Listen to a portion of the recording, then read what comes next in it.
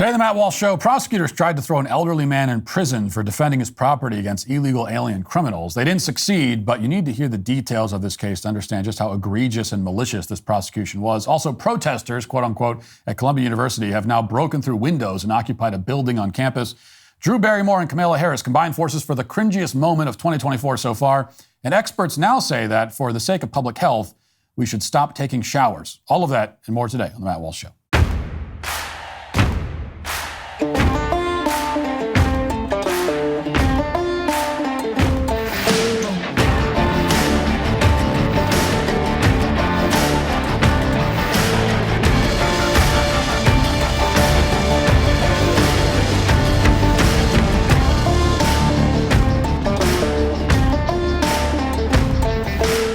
Well, as Mother's Day approaches, there's no better time to celebrate the special woman in your life who has nurtured, cared for, and loved you unconditionally. This Mother's Day, consider giving her the gift of Cozy Earth, a luxurious sleep experience that she truly deserves. Cozy Earth sheets redefine luxury and comfort. Crafted from viscose bamboo, they are temperature regulating, ensuring a restful night's sleep for both hot and cold sleepers. I travel a lot for work, and hotel sheets have nothing at all on my Cozy Earth sheets that I have at home. Cozy Earth caters to your unique style and preferences with a wide range of sizes and 11 vibrant colors. Their sheets are not just a purchase, but an investment in comfort and durability. The best part, they get even softer with every wash, ensuring your satisfaction for years to come. What are you waiting for? Cozy Earth offers a 100-night guarantee, so there's no harm in trying them out. This Mother's Day, treat a special woman in your life to the luxury she deserves with Cozy Earth bedding and sleepwear. Don't forget to use my promo code Matt Walsh at checkout for 35% off at CozyEarth.com. After placing your order, select podcast in the survey and select my show in the drop-down menu that follows.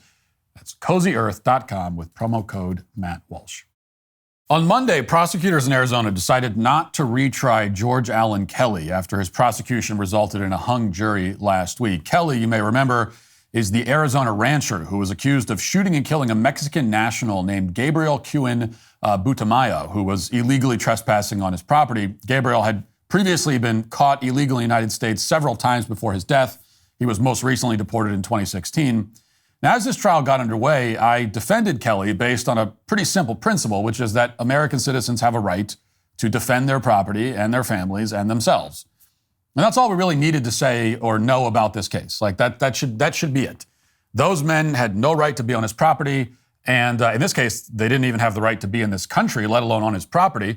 And so it's an egregious miscarriage of justice to prosecute a man for defending his property. But so we already knew that. We already knew like enough to know that this is a total miscarriage of justice. But I have to admit that until I looked more closely into the trial, I had no idea exactly how outrageous this prosecution was. I didn't fully understand the extent of the depravity that motivated these prosecutors to try to ruin the life of a rancher in his 70s because he exercised his right of self-defense. So however unjust you think this case is, it's even worse than that. As I'll explain in a moment, at trial, the prosecution couldn't even prove that Kelly was responsible for killing Gabriel.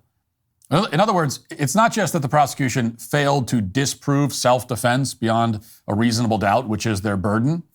The prosecution also failed to prove that Kelly had committed any form of homicide at all. Apparently, a single lone juror is the only reason that George Allen Kelly wasn't acquitted outright. And after you hear what happened in this case, the idea that even one guy on the jury or member of the jury would want to convict at all is truly unbelievable. So let's begin with the prosecution's opening statement. This is where the state had the opportunity to tease its star witness, a Honduran national named Daniel Ramirez. Supposedly Ramirez, who was also illegally on Kelly's property, witnessed Kelly murder Gabriel in cold blood. And Ramirez's testimony, the prosecutor suggested, would be airtight, like conclusive. Watch. Now, Daniel Ramirez was just steps away from his companion when he saw Gabriel shot in the back. And he saw Gabriel fall to his death. Daniel had to run for his life because the shots were still ringing out all around him. The state anticipates that Daniel will come here to tell you about what happened to him that day. Ladies and gentlemen, that is state versus George Allen Kelly in a nutshell. So that's the prosecution's promise, and it sets a pretty high bar. Gabriel's companion, quote unquote, not his criminal accomplice, but his companion, the prosecutor says, saw Gabriel get shot in the back because this maniac rancher was shooting wildly at them. And she says that is the state versus George Allen Kelly in a nutshell. And, well, that turned out to be true, although not in the way that the prosecutor intended. So, behold the testimony of star witness Daniel Ramirez here. And so you told investigators in this case that you knew someone or you recognized someone who was in the group, and that was this person named Ramon, right? Ahora, entonces usted les dijo a los investigadores del caso que usted conocía a alguien o que reconocía a alguien que formaba parte del grupo y esa persona se llamaba Ramón, ¿cierto? No. So right before we left for lunch, you testified that you had a conversation with investigators and there was a person who accompanied you in this group, and his name was Ramon, and that person was with you. You testified to that before lunch. Do you remember that testimony? Justo antes del almuerzo, usted había explicado que había tenido una conversación con unos investigadores diciendo que había una persona en el grupo que usted reconoció y esa persona fue Ramón. ¿Usted se acuerda de ese testimonio? No. You don't remember telling us that before we took the lunch break? ¿Usted no se acuerda de habernos dicho eso antes del descanso del almuerzo? No. I mean, it's painful to listen to. It's like she's questioning a brick wall, basically. The guy just sits there staring with a glazed expression. He doesn't even blink, I notice. He's just like, it doesn't appear to be even fully conscious. But through the translator, we learned that Ramirez can't remember much of anything, including what he said under oath during the trial right before the lunch break. This is the companion, quote unquote, who was supposed to convince us that he remembers everything about the day that George Kelly murdered his buddy for no reason out of the blue. Now, I'm not going to show you all the testimony because, it's, just too long, but also it's just excruciating to listen to. Suffice it to say, there were so many inconsistencies with what Ramirez said that he was worse than useless as a witness. And remember, this is their whole case in a nutshell, is this guy. The prosecutor said that. For example, Ramirez testified that he was with Gabriel just a few meters away from the house when the shooting happened, but the body was found more than 100 yards away from the house. And additionally, Ramirez said that the shots went towards the house, which makes no sense. And when he spoke to police, Ramirez first said the shooting occurred west of Nogales, only to change his mind when he was told where the rancher actually lived. And on top of all that, Ramirez insisted that he saw his companion fall backward, but the body was discovered face down. Oh, and Ramirez happens to be a drug smuggler, although he initially lied about that as well, of course, and he's been caught trying to illegally enter this country between 8 and 10 times. Now, if you want to give the prosecution the benefit of the doubt for some reason, you might discount all of that. You might say that, well, this was one unreliable witness. Sure, it's their star witness, the one they said that their whole case in a nutshell is this guy, but surely the rest of their case was solid. But actually, the fact that their star witness has the memory of a goldfish was just the beginning of the state's problems. The larger issue was that under the prosecution's theory of the case, none of George Allen Kelly's actions on the day of the shooting made any sense whatsoever under their theory of the case. So here's the timeline. In early January 2023, a Border Patrol agent and liaison who frequently speaks to ranchers in the area advised Kelly by text message several times that illegal aliens were traveling through the area in large groups. Quote, some may have had narcotics, the agent texted to Kelly. That's what he told him. And these kinds of texts continued throughout the month. And then on January 30th, several illegals were spotted by Border Patrol in the desert of Keno Springs, Arizona, and they fled. At least 2 of them ended up on Kelly's ranch, at which point, as he was making lunch, Kelly says he heard a gunshot. So he calls the police. He rushes outside. He fires several warning shots from his rifle to scare them away, to warn them. Kelly insists that the police come to his property. They conduct a full sweep. They're mistakenly looking for an active shooter at this point, and they don't find anything. And then hours later, Kelly finds the body himself, calls 911 voluntarily to report it. He doesn't hide any shell casings. He doesn't bury the body on his 170-acre property, as he could and would have if this was a murder. He immediately reports it. That's what he does. And that's, again, not exactly consistent with the theory that Kelly is a murderer who just shot somebody in cold blood. Normally, murderers don't call the police and tell them to come search their remote property so they can find a body. And then if police miss the body, murderers don't call the cops again to inform them that they missed it and invite them back onto their remote property again. That's not normally how murderers operate.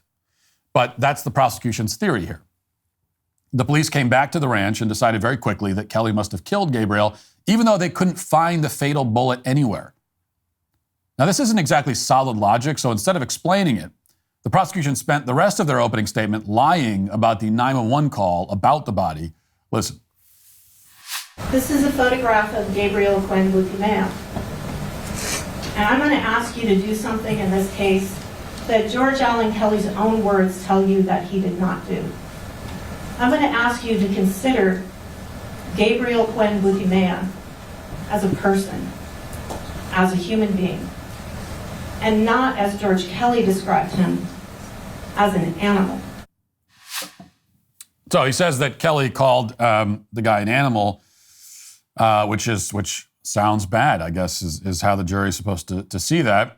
Supposedly, when Kelly was calling 911 to report that he had found a dead body, he called the man an animal.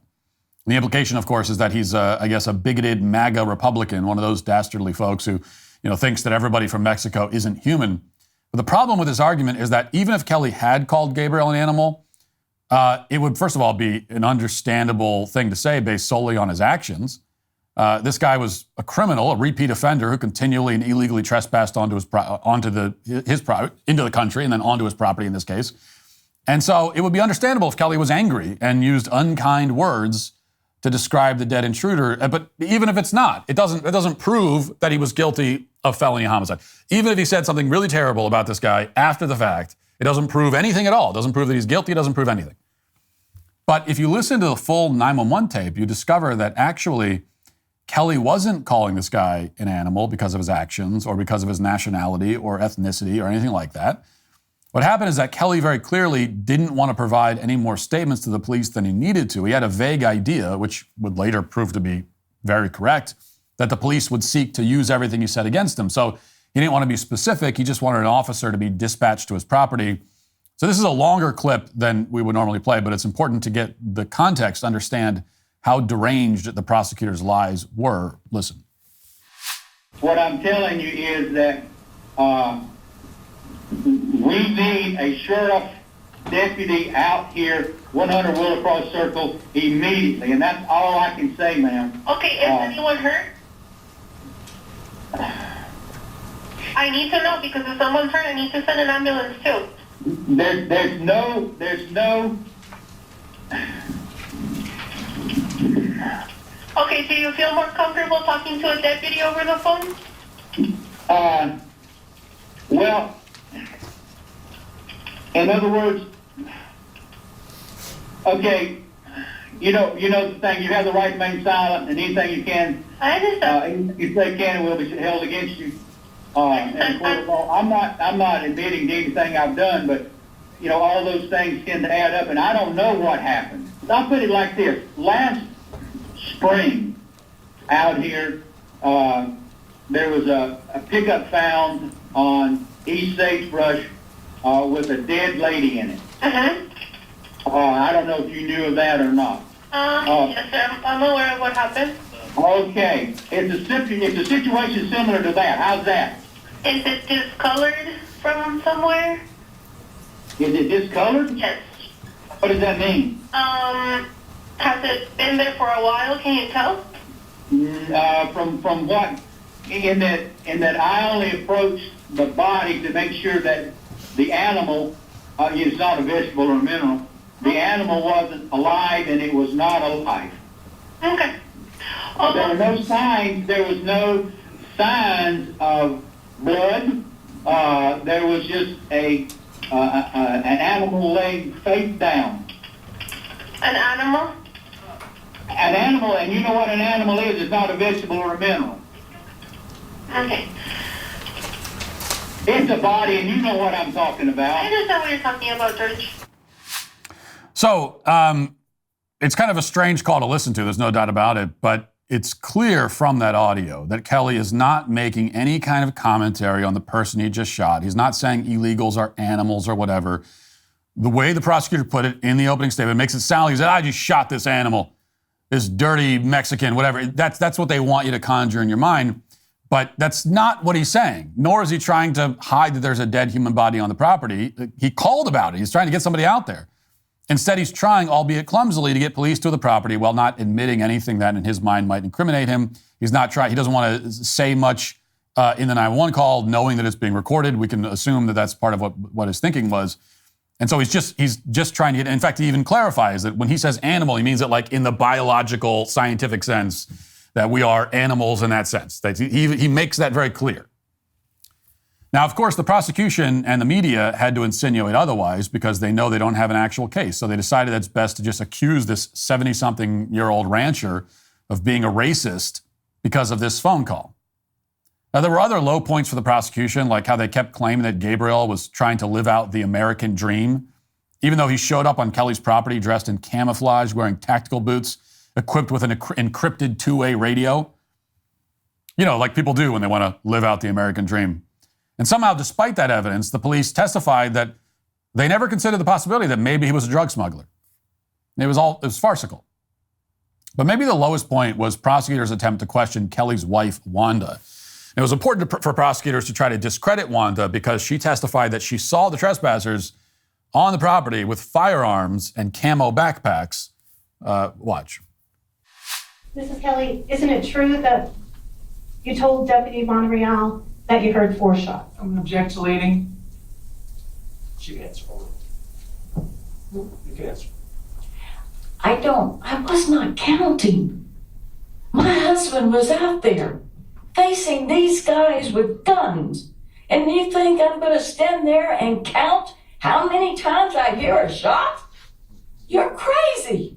Mrs. Kelly, I'm just asking you if that's what you told me. I did not tell him 4. I told him I saw 2. That's all I saw. We're talking about the shots now. Now the shots. Well, I did say maybe 5 or 6 later, but I don't know. Isn't it true, Mrs. Kelly, that you told Deputy Monreal that you believed it was 4 shots? I don't remember talking to that deputy, so I don't remember telling him 4 shots. So here the prosecutors are trying to do to Wanda what the defense attorneys did to Ramirez, except it doesn't work because Ramirez can't remember what he said before lunch that day. He can't remember where the crime scene was. He can't remember what direction the shots came from or what happened to his quote-unquote companion after he was hit. By contrast, Wanda couldn't recall the precise number of gunshots that she heard during a moment of extreme stress. This is an elderly woman, and there's gunshots going off, and she can't remember the exact number. Wow. So this is supposedly the prosecution's gotcha moment. Now, the point was apparently to distract from the fact that the prosecution doesn't actually have any evidence that Kelly even killed Gabriel because they never recovered a bullet. They couldn't do any ballistics matching to determine whose gun fired the fatal shot because they didn't have the evidence. For all the authorities knew, Gabriel could have been shot somewhere off-site and dragged to the ranch. He could have been shot on-site by somebody else. You know, maybe that was the bullet that Kelly says he heard. The prosecution has no definitive answer to any of that. Their entire case hinges instead on an elderly couple not recalling the precise amount of warning shots that were fired. Now, did you hear about any of these details? Probably not. I hadn't heard some of these details either. And the reason I decided to do a deeper dive into this case is that I saw a thread from an account on Twitter called Rosie Memos, and she unearthed several incredible videos, including this footage of the sheriff in Santa Cruz County falsely accusing Kelly of being an outsider and an extremist who wanted to, quote, hunt me some Mexicans. Watch. What about those vigilante groups? Are they out here? There are people that'll come to the border thinking they're going to find some action. Like we had a rancher here that had been writing fan fiction on Amazon, and he was describing himself hunting migrants. Wow. with his AK-47. And he actually even used his own name and his wife's name and his ranch's name. And he came from somewhere else. And then we caught him out there actually shooting at some people out there, shooting at some migrants. Wow. Killed one of them, and one of them got away. So now he's being prosecuted for homicide in the county. So that's an example of a guy with that mentality. They come out here and they want to say, I'm out here in the Wild West, and they want to have a big, tough story to tell. I'm going to go out there and hunt me some Mexicans, you know, and that appeals to some people, but it's not a common thing. It's like, I mean, you would just be driving around. He's an extremist. Yeah. Now, the sheriff is lying about the contents of Kelly's book, for one thing. It's not about hunting Mexicans. It's about a rancher who fights drug cartels, and that's not a crazy topic to write about when you're constantly hearing from Border Patrol that drug cartels are running through your property. And of course, Kelly isn't an outsider. He lived on that property for more than a decade. Now, right away, that gives you a sense of how completely one-sided this whole prosecution was. They decided to make an example of George Kelly, and they didn't bother with building a real case. In fact, the authorities didn't do any real forensic work whatsoever. As I mentioned, they didn't find the bullet. They also never found any gunshot residue and never tested the backpack that the trespassers were carrying for any gunshot residue either. And, you know, if you watch the trial and the various interviews, you'll notice that the police decided very quickly that they were going to charge George Kelly. Their strategy was to interview Kelly and his wife multiple times, get them to say as much as possible, and then use any contradiction, however minor, as there always will be some contradiction when you're telling the same story over and over again to different people, especially when you're in a moment of stress. And they want to use all that as proof that Kelly is a murderer. If you need yet more reason to never talk to the police unless it's absolutely necessary, well, this is it.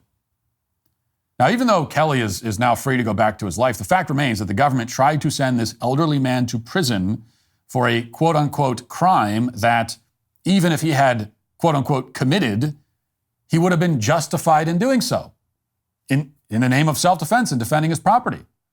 And yet there is no direct evidence that he even did commit it. There's no way to explain why this prosecution occurred unless you understand that the state wants us to be helpless, demoralized, and vulnerable. They are intentionally flooding our country with criminals and then punishing us if we do anything to protect ourselves from the wave of criminality that they have invited into our lives and onto our properties. Now they're going after just about anybody who has the audacity to take any steps to protect themselves. They want to terminate the right of self-defense in addition to your property rights. That's what's going on, and it's heinous. And somehow even more terrifying, judging by the fact that a juror somehow wanted to convict Kelly on those facts, is that more and more people seem to be fine with it. Now let's get to our 5 headlines.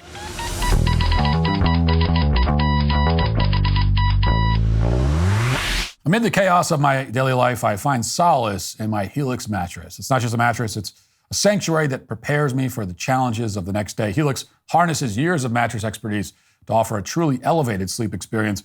The Helix Elite Collection includes 6 different mattress models, each tailored for specific sleep positions and firmness preferences.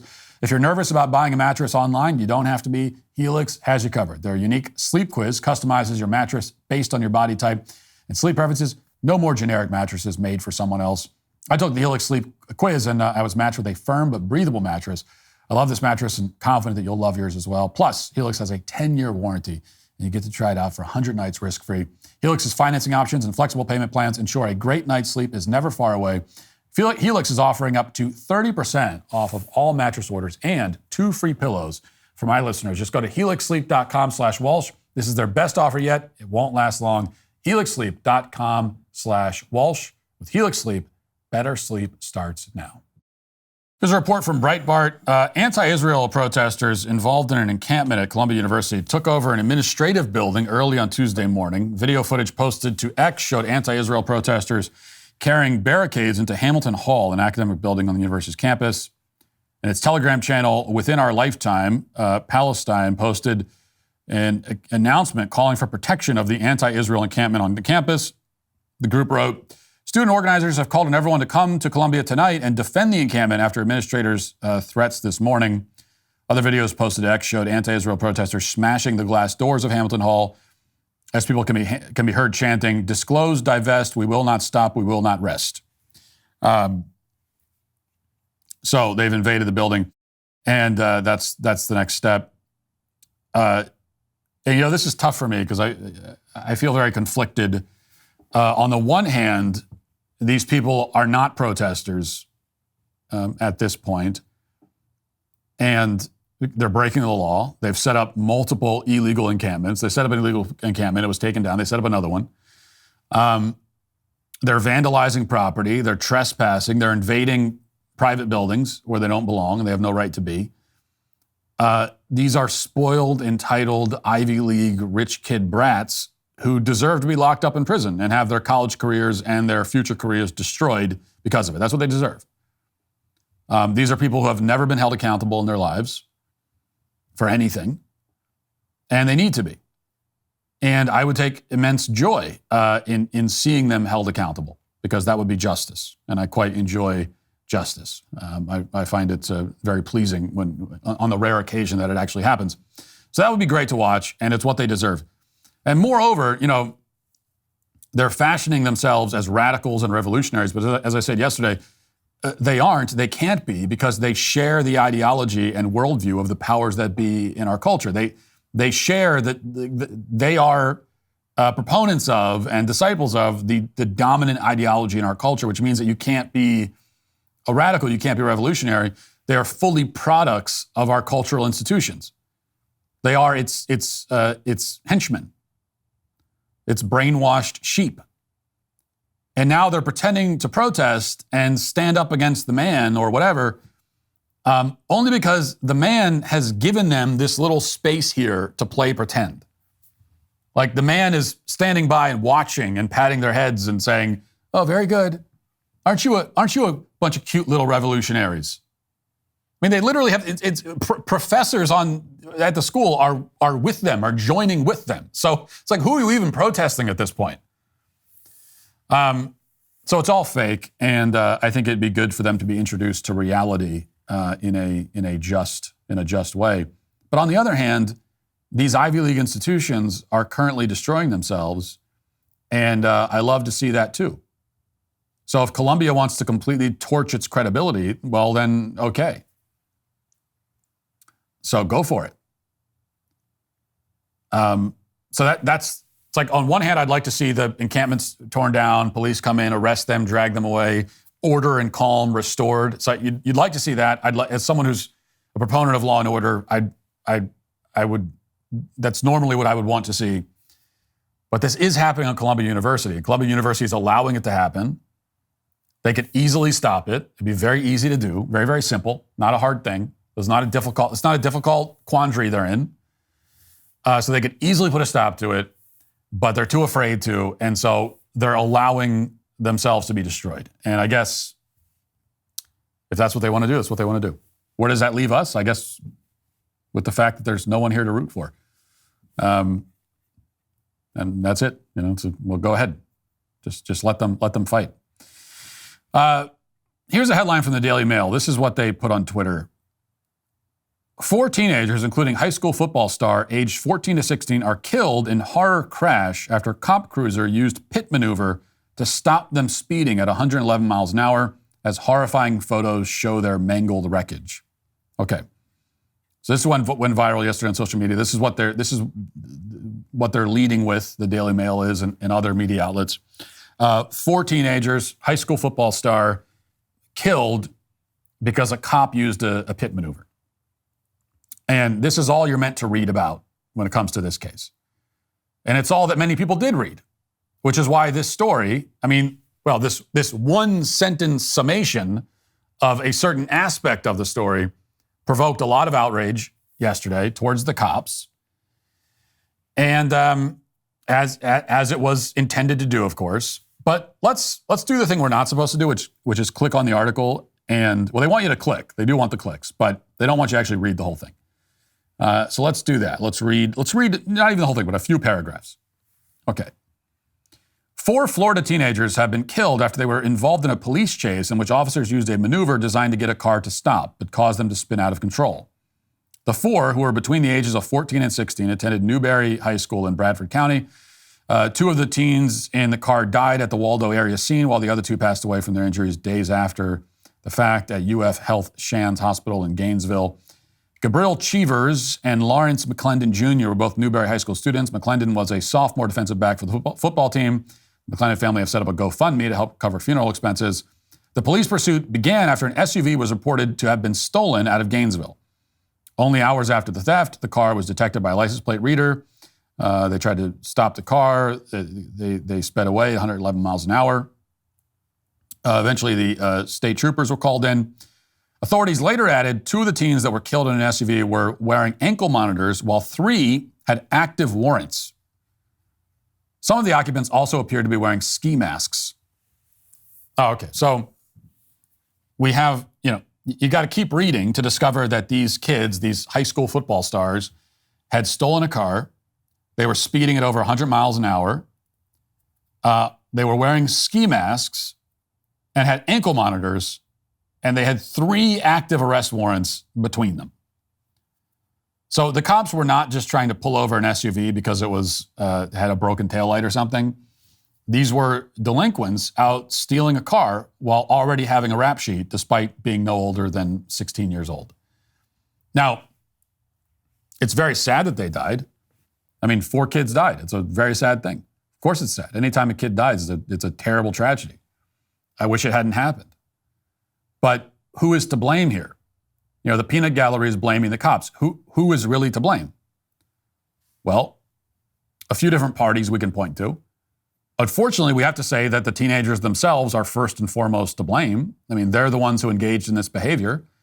So it starts there. Like, if you don't steal a car and go speeding 111 miles an hour, this doesn't happen. So we've got to start there. But I do believe that the amount of kind of moral guilt that you can assign to a teenager is somewhat limited, because these are kids and they've got underdeveloped brains, and as every teenager does, they're impulsive, all these things. So where do you look next for blame? Well, next you look to the parents. And I understand that sometimes teenage boys can be rowdy, they can be troublemakers, they can do self-destructive things, they can drive way too fast in cars. I was certainly guilty of that at their age. But, if your son has an ankle monitor and an arrest warrant, and he's out in a ski mask in a stolen car involved in a high-speed police chase, well, then you have failed miserably as a parent. I mean, you have to go out of your way to be that bad as a parent. That's just, and so that's where you look. Like, you have to parent your kids, give them some guidance, give them some direction. If you don't, this is the harsh reality. If you do not teach your kid about consequences, they will learn another way. They will learn the hard way. And sometimes it'll be a very, very hard way. But it will be learned, because consequences are coming regardless. You can either introduce consequences to your child in a controlled, safe, loving environment of the home, or you can let the world do it. And those parents let the world do it. But if you let the world teach your kid about consequences, you will not like the way that lesson is taught. And because that's the thing, consequences, that's the one thing you can't escape in life. Eventually they come. They come for everyone. I mean, this is science, right? I mean, Newton's third law. For every action, there's a reaction. And that applies to human behavior as much as it applies to physics. And I'm not talking about some kind of Buddhist karma thing. I'm not even talking about divine judgment, although that is the ultimate consequence that we all will face. What I mean is that if you don't teach your kid about consequences, then the consequence of that failure is that your kid will become the sort of person who doesn't understand consequences and then will act in the kind of way that people with that misunderstanding act, and the consequence of that will almost certainly be horrifying and often fatal, as it was here. So that's where the blame goes, to the parents, unfortunately. What about the cops? Like, lots of people have said that the cops should not have done the pit maneuver. Doing a pit maneuver to stop a car going 111 miles an hour is almost certainly going to kill the occupants of the car. And that's been the criticism. But what else would you have the cops do? I mean, think about it. You have a car going 100 miles an hour. It's stolen. the cops can either do everything they can to stop the car, or they could just let it go. They could say, oh, okay, well, and what is, so basically we're announcing that if you commit a crime, you steal a car, if you do anything, as long as you drive, over 65 miles an hour away from the scene of the crime, you automatically get away because no one's going to chase you. No one's going to try to stop you. I mean, that's what people, that's honestly what some people want. They say that cops should not engage in high-speed chases at all because it's dangerous. So what you're saying is like, once someone gets in a car, they could just go. All right, see you later. Well, and what happens if they do that? Well, leaving aside the concern that you're just letting people get away with crimes, well, now you have a stolen car speeding down the road, going for a joyride at potentially triple-digit speeds, with the people inside it wielding this 5,000-pound weapon, this massive metal battering ram. And what happens if and when they crash into another motorist on the road? What happens when they T-bone a minivan with a family inside and kill everybody inside it? What happens then? Well, then the cops have just sat by and watched as an entire family was killed. And then we blame the cops for that. So they can't win.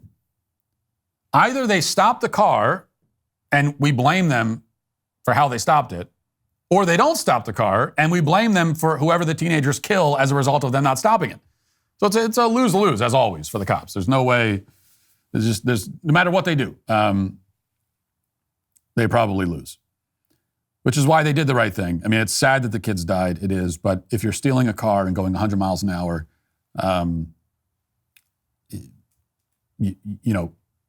you're putting lives at risk, and it needs to be your own life that's at risk, not anybody else's. And if anyone is going to die as a result of that decision, it should be you and not anyone else on the road. So you need to be stopped, whatever the cost is to you, so that there is not a cost to some innocent third party that is not involved in this. I think that's the way you have to break it down. All right. If it were somehow possible to harvest and harness a moment of cringe, and then convert the cringe energy into a weapon of some kind, a bomb, let's say, a cringe bomb, then I think this moment right here could be made into a bomb 100 times more powerful than the one we dropped on Hiroshima. This is beyond like nuclear grade cringe. It really is. It took me 3 tries. This is a 20-second clip. It took me 3 tries to watch it because the first 2 times I had to turn it off. I got 15 seconds in, I couldn't make it. First time was 10 seconds, then I made it 15 seconds. Then I finally made it to the end. It's very, very difficult, I'm telling you. And this is what happens when you take 2 of the cringiest humans on earth, Kamala Harris and Drew Barrymore, and you put them together on camera, on a couch. The cringe that will result will be, it'll be exactly like this. Watch. I've been thinking that we really all need a tremendous hug in the world right now. Yeah. But in our country, we need you to be Momala of the country.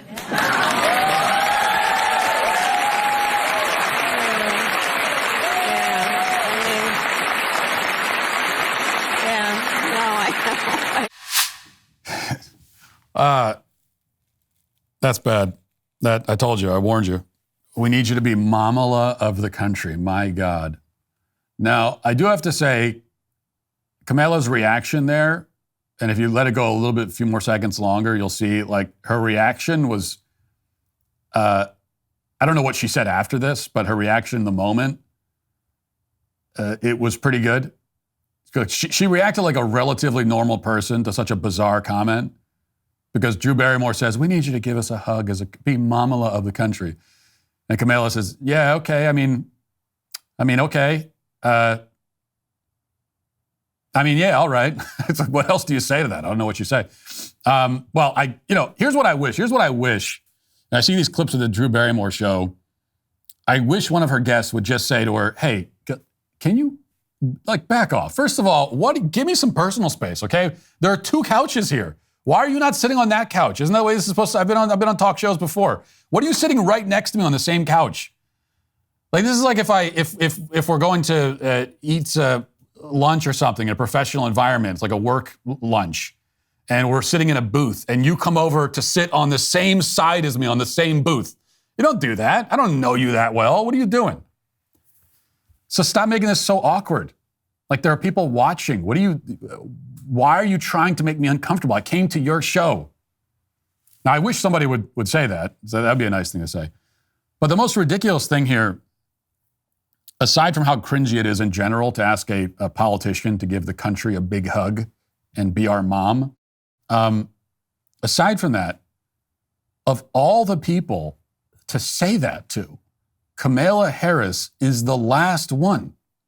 She is the least qualified for the role of national mom. Not that I think it's a role that anyone should necessarily be filling, but I mean, honestly, it would make, and I know this sounds like an exaggeration, but it would make more sense to ask Hillary Clinton to be America's mom. That would make more sense.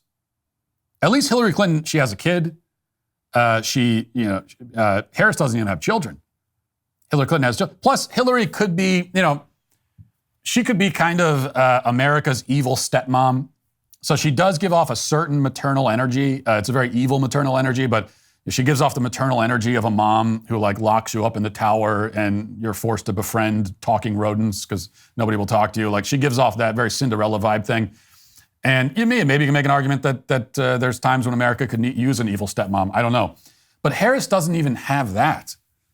Like, she gives off no mom vibes at all. Least of all the warm, loving, maternal vibes of a mom who gives us all a hug. Like, of all the emotions and thoughts to experience when you see Kamala Harris and listen to her talk, who would think to themselves, I want her to give me a hug? What? Drew Barrymore, you might as well go to Kohl's department store and deliver that tearful plea to a mannequin in the women's section. You might as well be talking to a mannequin. Can you be our mamakin? Can you be the mamakin of the country and give us all a hug? Like, you lunatic. What is wrong with you? How does this person have a talk show? Kamala Harris is totally empty. She's a completely hollow person. Nothing to say, nothing to offer, no warmth, no compassion, no wisdom, nothing. She is so lifeless that she makes Joe Biden seem vibrant by comparison. Which, by the way, is the only reason that she's still on the ticket. And Joe Biden, by the way, he would love to give the country a hug. He would love it way too much. Let's get to the comment section. If you're a man, it's required that you grow a beard. Hey, we're the sweet baby gang. There's nothing like sitting behind home plate at a baseball game or being courtside at a basketball game or front row for your favorite concert. When you want the best, you have to act quickly. If you don't, someone else will come along instead and take that opportunity from you. It's the same if you're hiring for your business. You want to find the most talented people for your open roles before the competition scoops them up. So what's the best way to do that? Well, ZipRecruiter. That's the way to do it. ZipRecruiter finds qualified candidates fast, and right now you can try it for free at ZipRecruiter.com/Walsh. Once you review ZipRecruiter's list of most qualified candidates for your job, you can easily invite your top choices to apply, and that way you're encouraging them to apply sooner rather than waiting around for them to come along on their own. Amp up your hiring performance with ZipRecruiter and find the best talent fast. And if you do that, you're going to see why 4 out of 5 employers who post on ZipRecruiter get a quality candidate within the first day. If you want to experience the effectiveness of ZipRecruiter, it's very easy to do. Just go to ZipRecruiter.com/Walsh and try it for free. Again, that's ZipRecruiter.com/Walsh. ZipRecruiter, the smartest way to hire. Never in a million years would I expect to see Walsh be more defensive of a dog's life than Knowles. That is a twist. That's a twist. I know Knowles went for full-on defending the killing of poor Cricket. And it is a twist because you would expect, if someone told you ahead of time that a politician would get in a lot of trouble for killing a dog and one Daily Wire host would be alone in defending the decision, everybody would assume you'd put all your money in your bank account on betting that it's me to be the one to do that. So it is a little bit like I want to keep you on your toes. I don't want to always be predictable. I'm predictable most of the time, but I want to every once in a while. I gotta I got to veer off in a direction you weren't expecting. Now look, and there's a fair amount of comments defending Noam on this. I'll just read one other. It says, everyone getting mad about the farm dog is ridiculous, mostly because many states will put down your dog if they kill livestock. If she didn't cut her family that check, they'd have full rights to have Cricket put down anyways. Brain dead arguments as always. Yeah, so look, first of all, I don't care that much at all. Like and I think I made that clear when we talked about the daily cancellation yesterday, that of all the things to worry about right now, of all the things to be upset about, being upset about a dead dog 20 years ago on some ranch in South Dakota, of all the things to be actively angry about at this moment in time, it is insane that makes anybody's top 10 list, much less should it be number one on their list for multiple days, as it was for plenty of people, including prominent conservatives who spent multiple days talking about it. I'm on Twitter last night, and there are still people making their arguments. I don't think that she should have killed the dog for this reason. Like, we get it. We've heard it by now. Everyone's posting pictures of their own dog. That's my favorite. People posting pictures of their own dog, saying, I would never kill my dog. Like, okay, wait, what do you want us to give? What, you want a cookie? You want us to give you credit for that? I wouldn't kill my, like, that's creepy, first of all. That's just an odd thing to do. Your dog's probably pretty freaked out if he knew that you were doing that. If your dog could ask, like, why are you taking a picture of me? Oh, because I'm going to post it online just to show everyone that I haven't killed you. What? So it's way over the top and ridiculous. And it doesn't, if I were to make a list of the things that I care about right now and the issues that I think should be top, headline news and should get everyone's attention, and I were to make a list and a ranking, Kristi Noem's dead dog 20 years ago would not, the list, you would get to number 1 million on the list, and we wouldn't even be close to Cricket making the list yet. With all due respect to Cricket, I'm sure Cricket wasn't a great dog. Well, apparently she wasn't a very good dog, but even so, with all due respect to the fallen, it would not make the list. So, let's not get too bent out of shape. It's not like I'm crying tears about it. However, if someone asks me and presents it as just an ethical question, do you think, what are the circumstances where it's okay to put down a dog? I think there are plenty of circumstances where it's okay. And then you tell me the specifics of this case, and you ask me to make a judgment call. I would say, yeah, probably not that. Probably not because of how young the dog was, and it sounds like the dog needed more training. And 14 months now. I'm not a dog expert. I'm not a dog trainer. I don't hunt with dogs, or hunt at all, frankly. But it seems to me that 14 months is a little young for that, and it just more time needed to be put into training.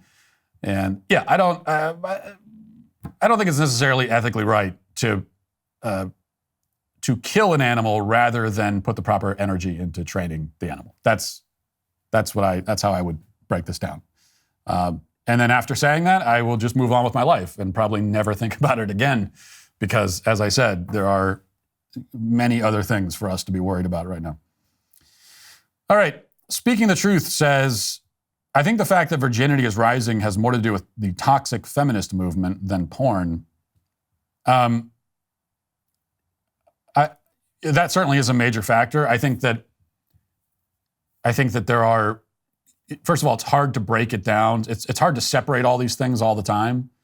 And as we've been talking about the rise in male virginity, declining birth rates, as we discussed to start the show yesterday, there are many factors that go into it. One of them that I mentioned was porn, specifically on, because rising male virginity is itself one of the factors leading into the declining birth rates. It itself is not the only factor. And then what is the main factor leading into that factor? Well, I would say that porn is the main one, but certainly not the only one. Now, you could point out, as many people did in comments, that, okay, yeah, porn is a major factor, maybe even be the main factor, but why is it that porn is so prevalent? Why is it that men are turning to porn as much as they are? Okay, well then you could continue the conversation, and we could talk about this for hours and not reach the end of it. And feminism certainly has not helped any of this, and not only hasn't helped, but has been just a toxic, as you say, toxic is the right word, a poisonous, degrading influence on the culture in just about every respect, to my mind. But the fact is that you've got, I looked up a study, we were talking about this yesterday, and it kind of changes depending on the study you're looking at. The one study I saw, which I think is a pretty conservative estimate, says that the first exposure to pornography for children is 12 years old. Now, I've read 8 years old, I've read 9 years old, I've read 10, so it kind of depends, but let's just go with that really the most conservative estimate, which is, let's say 12, still 12 years old. And you've got boys at the age of 12, and girls too, but more often boys, that are exposed to hardcore pornography at the age of 12, which is something that it almost never happened prior to the internet age. It almost never happened. A 12-year-old being exposed to this kind of content would almost never happen. And I know that people will say, oh, well, what about your, the kid finds his dad's porn magazines? People bring this up all the time. Like, first of all, if your dad was leaving porn magazines around the house, then your dad was a creep. Like, that's, my dad wasn't looking at porn magazines. We didn't have porn magazines in the house at all. I don't think that was all that common. If it seems common to you, then that says something about the way that you were raised, and you should be asking some serious questions about the way that you were raised. But even with that, like, that would be the only real circumstance where a child will be exposed to anything like this, and that was not nearly as common. And most of the time, the images if they were exposed to anything, the images would not be anything like what kids are exposed to now. And also just the ubiquity of it. It's so pervasive, it's everywhere. The other thing too, also with pornography, is that, yes, you've got millions of people that are seeking it out every single day and spending hours every single day consuming hardcore pornography. Which again, prior to the internet age, even if an adult was subscribed to a magazine, like they probably were not spending hours every day with pornography. It just wasn't enough of it. But the other thing too is that, again, prior to the internet age, there was almost no scenario where you would be accidentally exposed to pornographic images. It's hard to imagine a scenario where that would happen, where you would have to seek it out, or put yourself in a situation where you might encounter it. But these days, like anyone on social media, you can go on Twitter, and anyone could go to Twitter. Any kid can go on Twitter and just scroll down a newsfeed and see explicit pornography just pop up. That's how pervasive it is. And we could talk about other things too, but there is no conversation about declining birth rates, male virginity, male loneliness, the decline in marriage, all that. There is no conversation about that sort of thing that can skip over this factor of pornography. Court reconvenes tonight at 8 p.m. Eastern, and it's, in fact, your civic duty, your moral obligation, and legal obligation to watch my new Daily Wire Plus series, Judged by Matt Walsh. Now, to the astonishment, perhaps dismay to some, my rulings are indeed legally binding. They are legal rulings. Step into my courtroom with your petty grievances, and you'll find my verdicts are final, as they rightfully should be. In tonight's episode, you'll see a sibling duo that takes the old adage, sharing is caring, to ludicrous extremes, plus a flirtatious Santa who may just find himself on his own naughty list. Remember, the courtroom is my domain, but entry is exclusive to Daily Wire Plus members. So make your wise decision. Get your membership now at dailywireplus.com and witness the gavel of justice in action tonight at 8 p.m. Eastern, only on Daily Wire Plus. Remember, if you don't enjoy it, well, there's something wrong with you. Now let's get to our daily cancellation.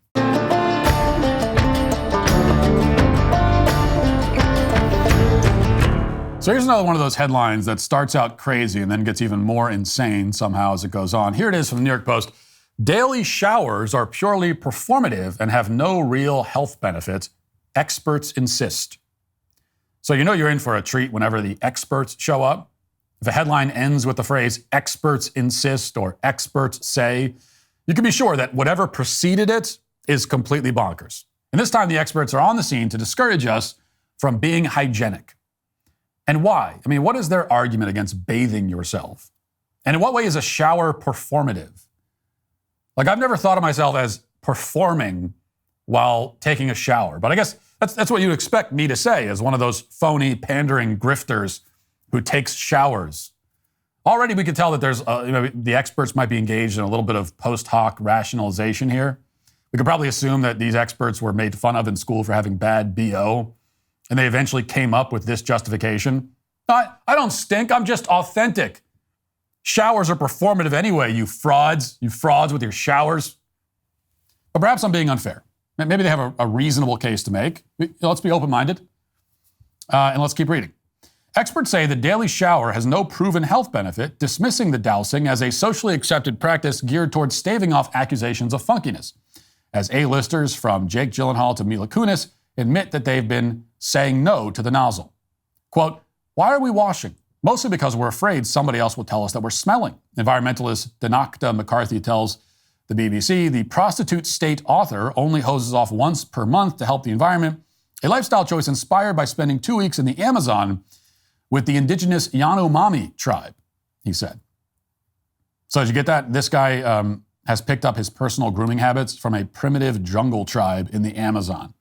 That's like telling us that your perspective on dental hygiene was transformed by spending a week in London. Like, if anything, it should have the effect of making you more inspired to be hygienic. I myself have had a brief encounter with the traditional tribal culture, and I will tell you that, and they were very welcoming, and it was quite wonderful in many ways. But I never appreciated a shower so much as the one that I took when I got home from that experience. And by the way, primitive tribes, they don't bathe very often, but it's not because of some deep ancestral knowledge of hygiene. It's because, first of all, they don't have running water. And second, they don't really know much about germs and bacteria. So the lack of showers comes purely from a place of ignorance and deprivation, not something we really want to emulate in the first world, I would think. But anyway, continuing, it says, quote, every other morning, McCarthy told a reporter, he opts instead for a wash at the sink, using a cloth to give his body a good scrub. And while abstaining from daily showers might seem like antisocial behavior, medical experts are inclined to lean toward agreeing with earthy types like McCarthy, saying that the modern obsession with cleanliness can actually be hazardous to one's health. Manhattan dermatologist Dr. Julie Russack previously told the Post that prolonged daily showers could strip away the skin's microbiome, which plays a role in protecting the skin and is also extremely important in overall health. Chemist David Whitlock was so adamant about preserving this dermal barrier that the bathing abstainer didn't shower for 12 years, disgusting, instead opting to spray himself with good bacteria. When asked about addressing critics, he told Vice, tell anyone who mocks you that they're betraying profound ignorance of the skin microbiome, and then walk away.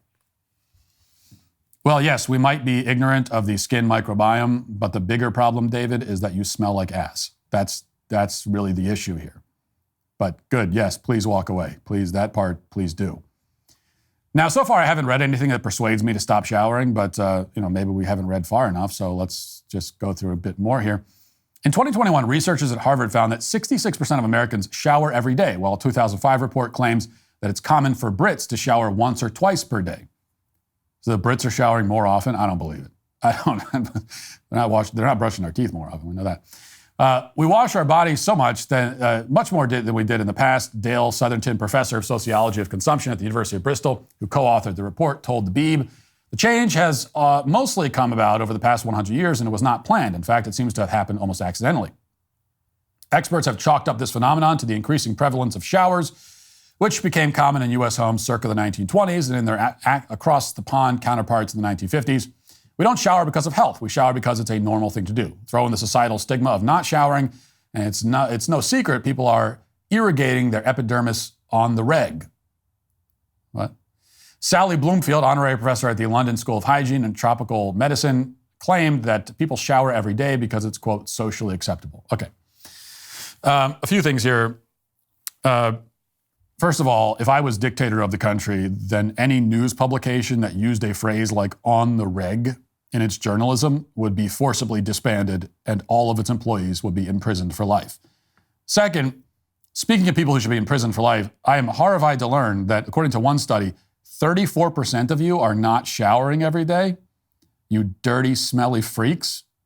Third, as I read this article, I was expecting that it would all come around to the experts claiming that actually, if you don't shower for 5 months, eventually your body adjusts and you won't smell like garbage anymore. I thought that they would get around to making some kind of dubious claim like that, but no. Instead, they seem to be admitting that yes, you will stink, and that's supposed to be okay, apparently. Society should just get back to stinking, back to the good old days of everyone smelling like wet dogs all the time. And their whole argument is that, well, the only reason people shower every day is because of the social stigma of giving off the stench of an overheated porta-john. That's the only reason they claim. Well, no, that's not the only reason. There are other reasons. There are plenty of health benefits to washing the dirt and grime off your body. But yes, it's true that beyond all that, and maybe before all that, there is the fact that we want to fit into society. We want to be normal people. We want to be pleasant for others to be around and therefore not stink. That's true, and that's good. It's good to want to be normal in that way. It's good to want to be a pleasant, welcome sort of presence in the room rather than a foul, reeking, disgusting one. See, these experts, they treat the desire for normalcy and social cohesion as some kind of great evil. They point at us in an accusatory way and they say, you people, you only take showers so that other people don't vomit from your stench whenever you walk into the room. Well, yes. I mean, that's a big part of it.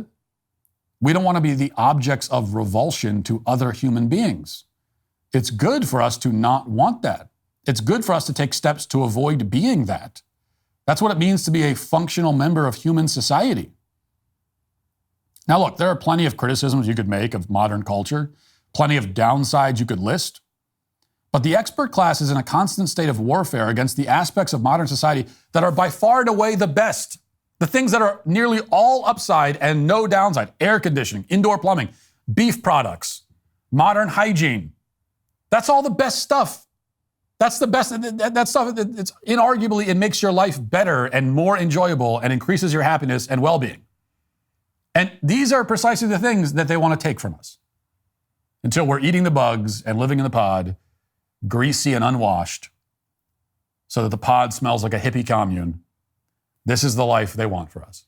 And it's why the anti-showering experts are today canceled. That'll do it for the show today. Thanks for watching. Thanks for listening. Talk to you tomorrow. Have a great day. Godspeed.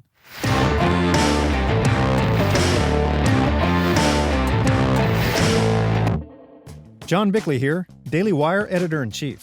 Wake up every morning with our show, Morning Wire, where we bring you all the news that you need to know in 15 minutes or less.